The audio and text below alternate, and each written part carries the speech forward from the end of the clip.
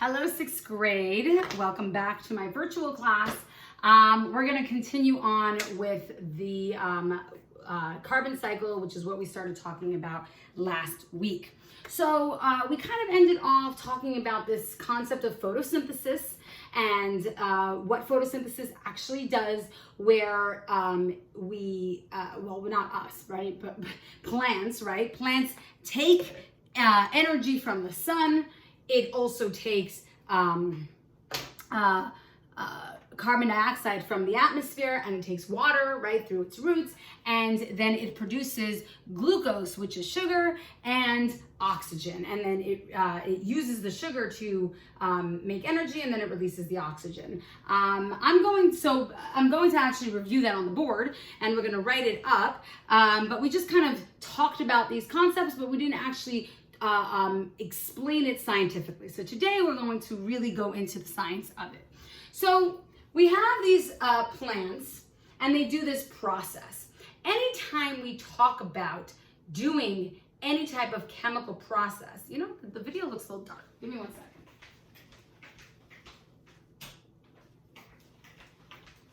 Maybe add a little bit of light to it. I don't know if that made it better. But anytime we talk about a chemical process, we are able to see it out in a chemical equation. Now, what does that mean?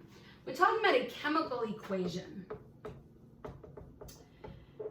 The concept of a chemical equation is right here in this word equation. When you're doing an equation in math, let's say, right? You're doing 2 plus 2 is equal to 4. This is an equation, right? You have on one side of the equal sign, you have numbers, and on the other side of the equal sign, you have numbers, and the two should balance out, right? The 2 on this side, or whatever numbers are on this side, are going to be balanced, okay? And so the same thing when we talk about a chemical equation, a chemical process, what's going to happen is we're going to have certain things on one side of the chemical equation and certain things on the other side of the chemical equation.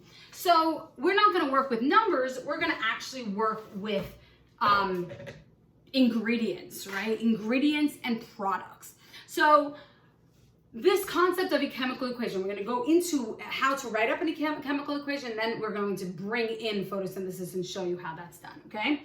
So a chemical equation has 3 different parts, okay? The first part, we're going to have the ingredients,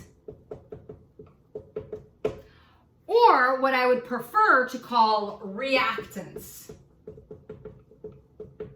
okay? So I'm going to put ingredients in parentheses because I'd like you guys to call it reactants.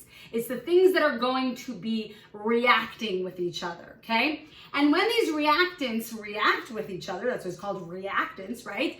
They're going to produce something, okay? So the other side of the equation is called the product, okay? So the reactants are going to be on the left side, always, and the product is going to be featured on the right side of the equation, always, okay?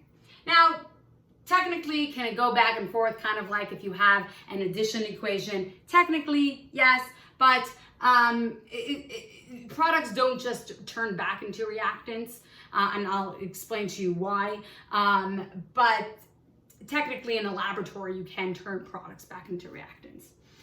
But what separates these two is not an equal sign, which is what you have in mathematical equations.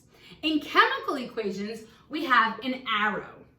And this arrow represents the concept of converted to. So the reactants get converted to the products.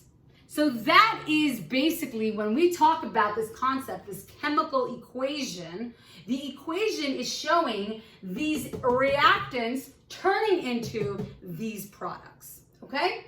And that's basically what it means. We don't use equals to, okay? Now, the reactants and the products actually need to balance out, and we're going to show that when we actually when I actually show you photosynthesis and what that looks like in a chemical equation. So they do need to balance out on both sides, just like any other mathematical equation.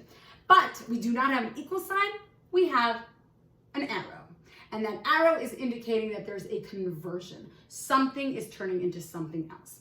Now, there is an analogy, the concept of if you're making cookies, let's say, right? So you have a few ingredients. So you'll have some flour and some sugar and some eggs and some chocolate chips and whatever it is that you're putting into your batter, right? So those are going to be your ingredients or your reactants. And then as you're baking it, right, you're inputting energy into that system. And what's happening is those ingredients are actually reacting with each other and they're creating a final product, right? They're creating these cookies that are eventually something that you can eat. They're produced, the product is coming about from these ingredients and it gets converted into the product. Now, like we said, it doesn't go the other direction, right? You can't take a cookie now that it's made, right, and go back into its original ingredients. It's done, right? The chemical reaction already occurred. You can't go back. And that's something very significant when we talk about a chemical change. We're talking about something that can't go back into what it was before, okay? Now, I mentioned before that in a laboratory, it can be done with certain things. It's limited, but certain things we can take a product and turn it back into its ingredients. For instance, water, right? In a laboratory, water on its own is not going to turn back into hydrogen and oxygen, right? But in a laboratory, we can actually take water, which is the product of a chemical reaction between hydrogen and oxygen, and we can actually turn it back into its separate parts, right? But it's not something that is done often. And by the way, it does require a lot of energy in order to do that. Okay, so now that we understand this concept of a chemical equation and what that would look like, I want to talk about photosynthesis itself. So we talk about photosynthesis being a chemical process. So anytime we talk about a chemical process, we are talking about being able to now write that as a chemical equation. So the chemical process of photosynthesis takes three ingredients. The plants will take photons. It will also take water, so we know water is H2O. And it will also take CO2, which is carbon dioxide. So this is energy from the sun. This is water. And this is carbon dioxide.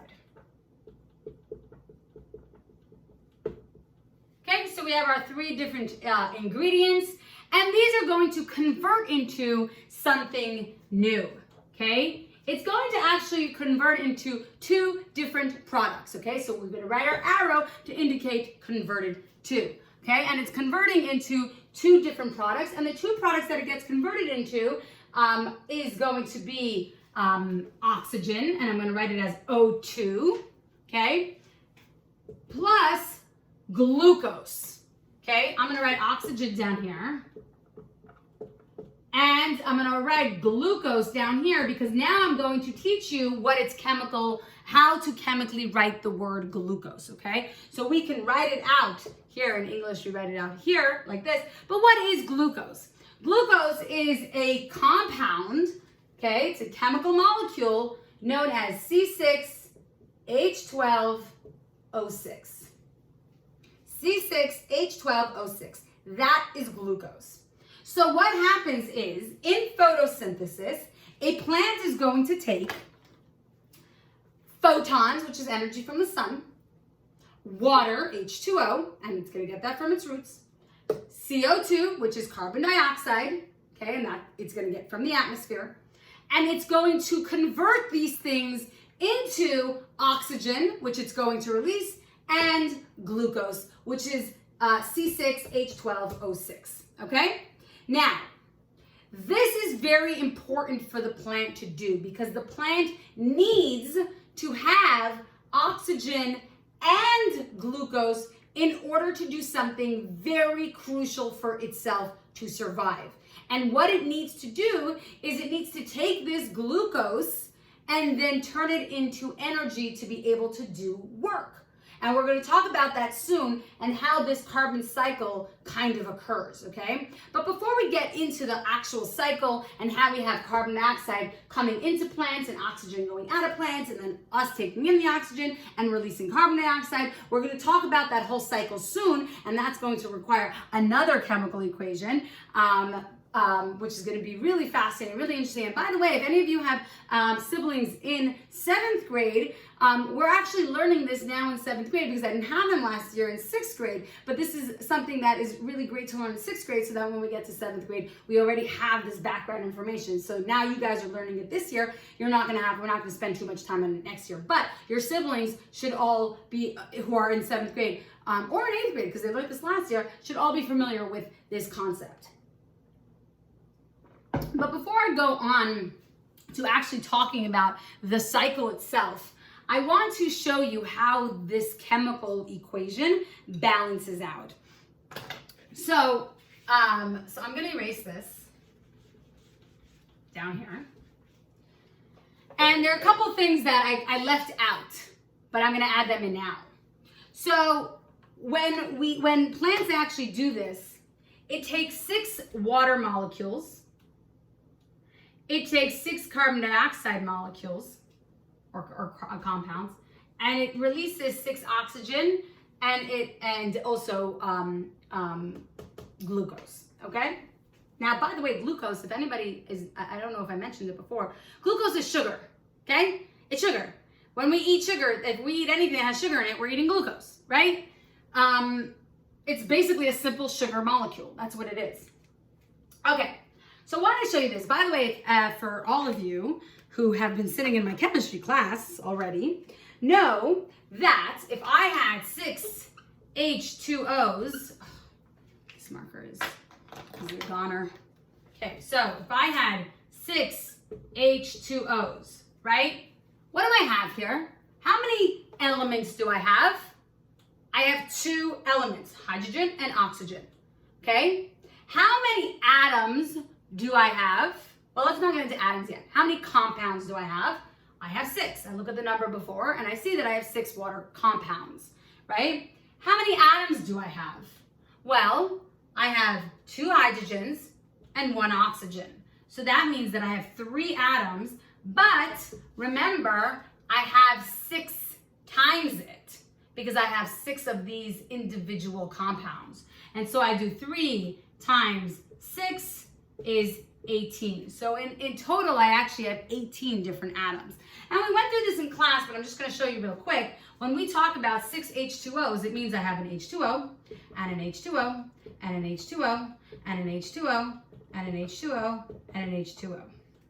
I have 6 of these, but instead of having to write it out 6 times, I could just put the number 6 right in front of one of the compounds, and now here we have 6 H2O molecules, okay? And if I were to count this up, I have 3 atoms here, 3 atoms here, 3 atoms here, 3 atoms here, 3 atoms here, 3 atoms here. So I have 3, 6, 9, 12, 15, 18 all together. I didn't have to write it all out individually. I just needed to do some simple math, and then I had all of my my number of atoms, okay?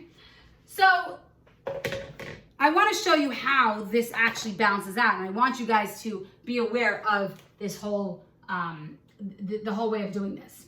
Okay, so on this side, remember we said all the ingredients and all the products, kind of like a mathematical equation, has to balance out. So if I have 2 plus 2, the other side is going to be 4.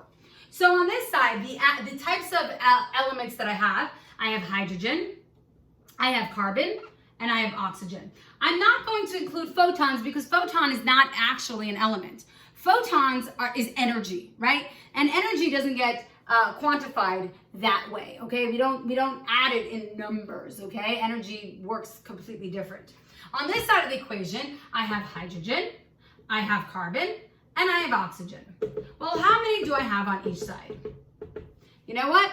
I'm going to end the video slightly early today, and I'm going to have you guys actually figure it out, right? On each side, I want you to tell me how many hydrogens do I have on this side, how many hydrogens do I have on this side, how many carbons on this side, how many carbons on this side, how many oxygens, and how many oxygens, and I'm going to actually ask it to you in the assignment that is due today. So I want you to figure it out, and then you're going to see as you're figuring out, voila, we're going to have balance. All right? So have a great day today, and I'll see you later.